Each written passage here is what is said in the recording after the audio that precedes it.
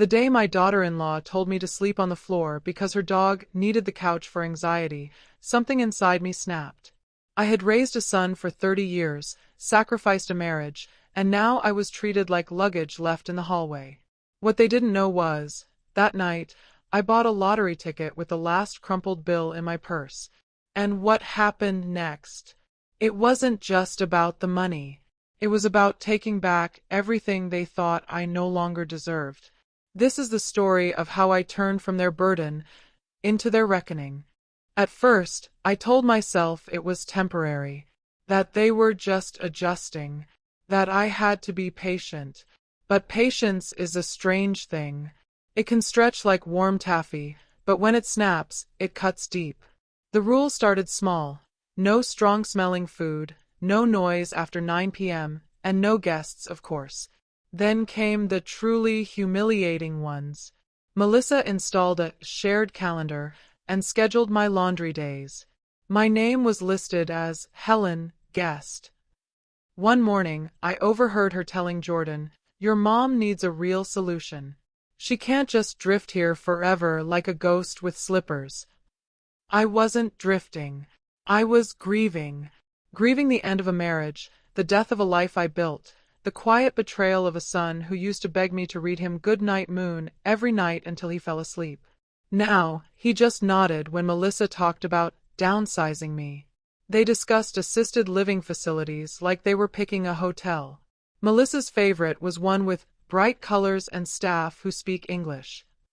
I wanted to scream, but screaming in someone else's house makes you a problem.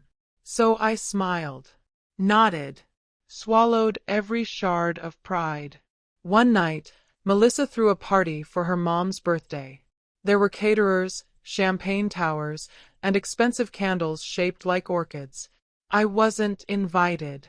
I was asked to maybe go out for a walk for a few hours. When I returned, slightly chilled, I found my pillow and blanket folded neatly in the corner. My name tag, yes, they had one for the guest bathroom, had been removed. That night, I sat in the dark living room and cried without a sound. Not because I missed my old life, but because I realized no one missed me. And just when I thought it couldn't get worse, I walked into the kitchen one morning and heard Melissa on the phone. I mean, we're doing her a favor. She should be grateful. Honestly, I don't know why Jordan feels guilty. She chose to get divorced. That's on her. Maybe she should have been a better wife. My hands trembled as I poured myself a cup of coffee I wasn't allowed to brew. That was the moment something inside me cracked. Not in rage, but in clarity. If they saw me as a burden, then maybe it was time I became the kind of burden they'd never forget. Because I wasn't just Helen the houseguest anymore. I was Helen Granger, and they had no idea who they were underestimating. I remember standing in line at the gas station, staring at that Powerball machine like it was laughing at me. My wallet held exactly $11, enough for a carton of eggs and maybe some instant coffee if I stretched it. But my fingers itched toward the machine. Why not? What else did I have to lose? That night, I went to bed without dinner and without expectations. Just the usual. Melissa's passive-aggressive sighs as she vacuumed near the couch I slept on, Jordan's silence as he scrolled through his phone, pretending not to see me flinch every time they spoke about me in third person. I was just she now. She's been napping in the middle of the afternoon again. She left the sponge wet. She didn't put her slippers away. The next morning, the ticket sat untouched on the counter. I almost tossed it in the trash. But something, maybe stubbornness, maybe spite, made me check the numbers online. I froze. Double-checked. Then checked again. I had won. I had actually won. $3 million. After taxes, it came out to $1.9 million. Still more money than I had seen in my entire life. My hands started shaking. Not from excitement, but from something deeper. A current of rage, joy, disbelief, and control all tangled into one sharp, electric surge. They had no idea. Melissa was in the other room arguing with her cleaning service about a missed appointment. Jordan was working from home in his little home office that he'd once promised I could use for reading, before Melissa decided it needed a soundproof door. I walked past them both with a calm so steady, it terrified me. No one noticed. That was the last day I was invisible, but not in the way they expected. I didn't make a sound. I didn't quit my guest status. I didn't even leave. Not yet. Instead, I started planning. The first thing I did was get a P.O. box across town, where everything related to the winnings would be sent. The second was to meet with a lawyer and a financial advisor, privately, carefully, under my maiden name. I wore sunglasses and used cash. Paranoia? Maybe. But I didn't want a single breadcrumb leading back until I was ready. The third was the most important. I found a place. An old property about an hour outside the city. A fixer-upper farmhouse with 30 acres of land, a small guest house, a barn, and a quiet little stream running through it. Paid for in full. No mortgage. No paper trail that touched the Grangers. I started having supplies delivered. Renovations made. Quietly. Stealthily. I wore old jeans and worked with the crew on weekends. Told them I was the caretaker, not the owner. No one asked questions. They never do when you pay in cash and bring snacks. Back at the Granger's condo, Melissa handed me brochures for retirement homes and told me she had a few tours lined up. I smiled sweetly, tucked the brochures into my bag, and whispered, "That's very thoughtful of you." Because now I had something they didn't. A secret. And leverage. Slipping away was easier than I expected. When people treat you like wallpaper, they don't notice when you peel off. I timed everything perfectly. Waited until Melissa and Jordan were out on one of their date nights, which usually meant her dragging him to some rooftop bar for selfies and overpriced cocktails. I packed one suitcase, left the spare house key on the coffee table, and slid a handwritten note beneath the TV remote. "I'm safe. Don't worry." That was it. No explanations. No apologies. No forwarding address. I left behind the old Helen Granger. The woman who tiptoed around other people's lives. The woman who waited for permission to exist. By the time they found that note, I was already halfway to Asheville, North Carolina, my rescue dog Bruno curled in the passenger seat like a fuzzy co-conspirator. My new identity was legal, discreet, and locked behind an LLC. The farmhouse sat on 35 acres of green hills and woods, with a small creek that sounded like freedom when it ran. I used a chunk of the money to fully renovate the place. Nothing flashy, just clean, comfortable, and peaceful. There was a detached guest house too, an old shed converted into a tidy 2-room space with plumbing and heat. I told the contractor it was for volunteers. He nodded. Didn't ask. Good man. I spent my mornings feeding goats, brushing down an old rescue horse named Taffy, and learning how to fix fencing. I laughed for the first time in months, really laughed, when a donkey named Walt stole my sandwich and ran across the yard. I was sunburnt, sore, and finally living. And then they came. 6 weeks later, a dusty black SUV pulled up the gravel driveway. At first, I thought it was the feed delivery. But when the doors opened and I saw Jordan's slumped shoulders and Melissa's swollen belly, my stomach dropped. They looked like ghosts. Jordan's designer beard had grown patchy, his eyes bloodshot. Melissa, usually so polished, with lips like lacquer and heels like weapons, was barefoot, her makeup streaked, belly round under a wrinkled hoodie. I didn't invite them inside. Not yet. I leaned against the fence, arms crossed. Jordan stepped forward first. "Mom, we didn't know where else to go." Apparently, Jordan had been laid off after his company downsized. He'd been too proud to tell anyone. Melissa's sponsorship deals dried up after a PR mishap, something about an insensitive post during a flood. Their condo had been leased under her business, which defaulted. They had slept in their car for 2 nights. I said nothing, just nodded toward the guest house. You can stay, I said, but it's not free. There's work to be done. Melissa blinked, clearly unsure if she'd heard me right. Jordan just said, anything. We'll do anything. And so they did. The woman who once sneered at my casseroles scrubbed stalls and cleaned water buckets. The man who ignored my birthday dug post holes and hauled hay.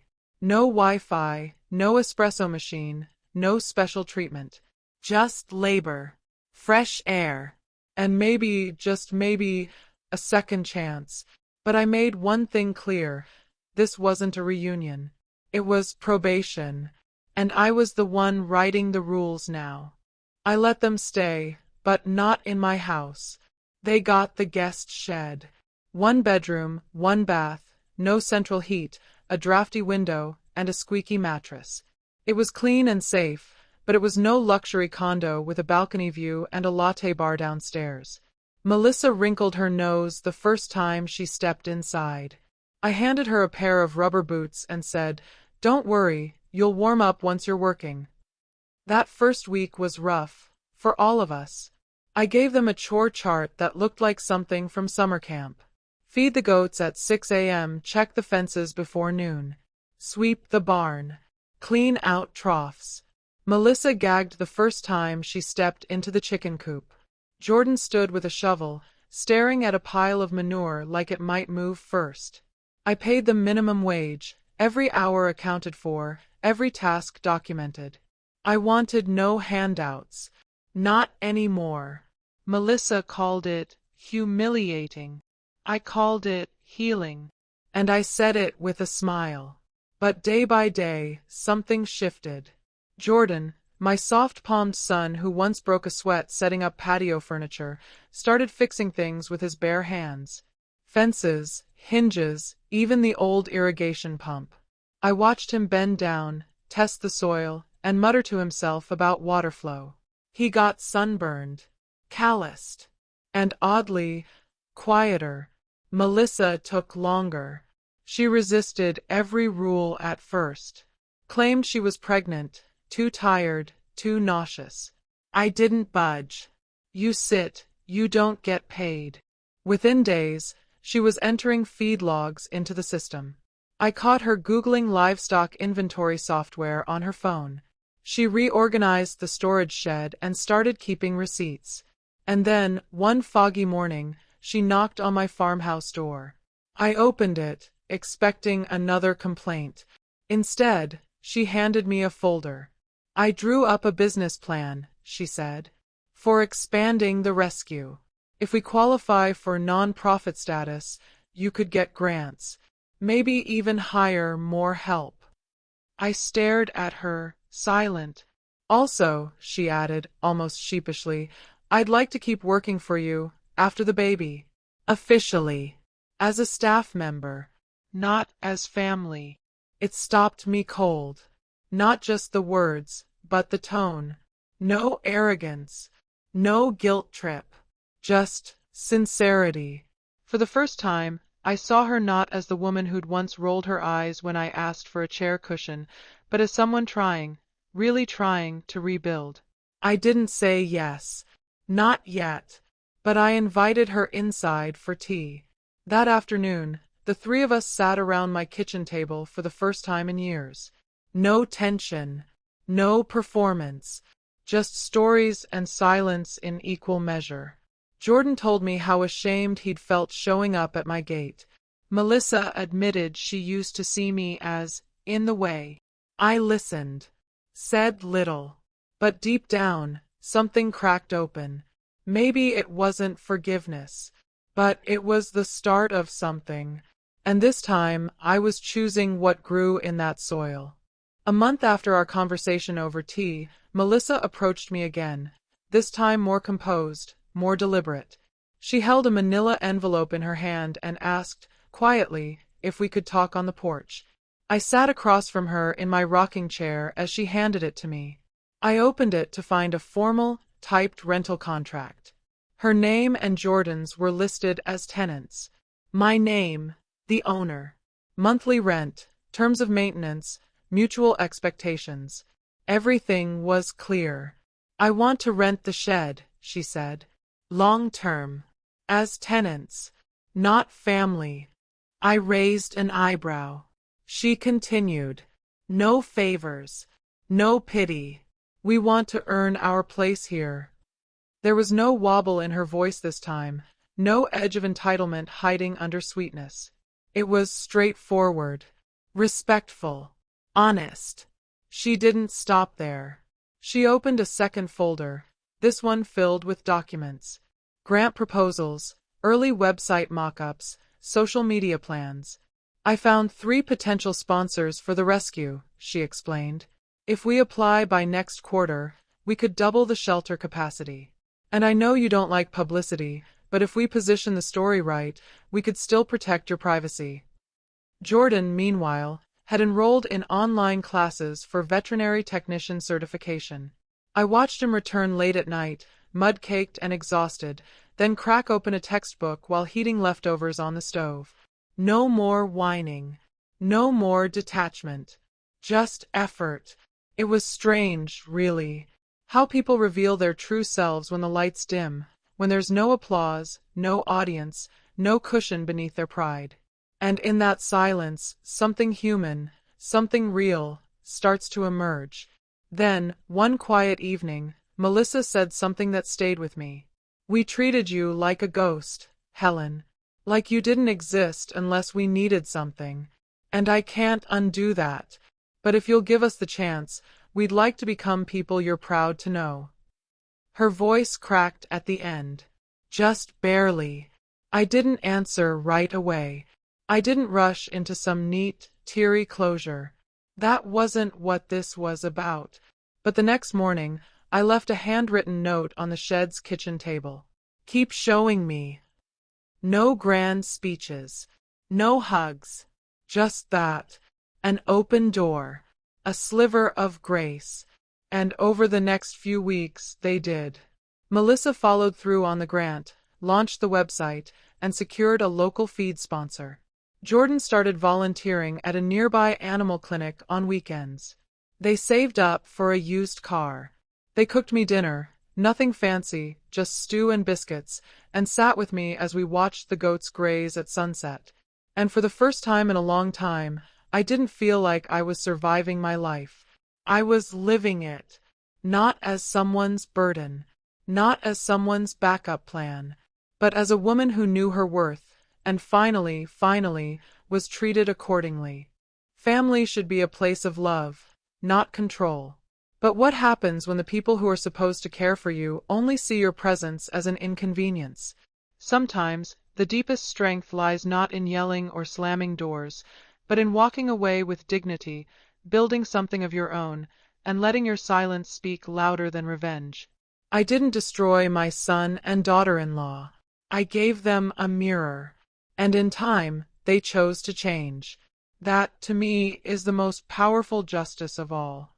If you've ever felt invisible in your own home, or like you had to earn love that should have been freely given, share your story in the comments.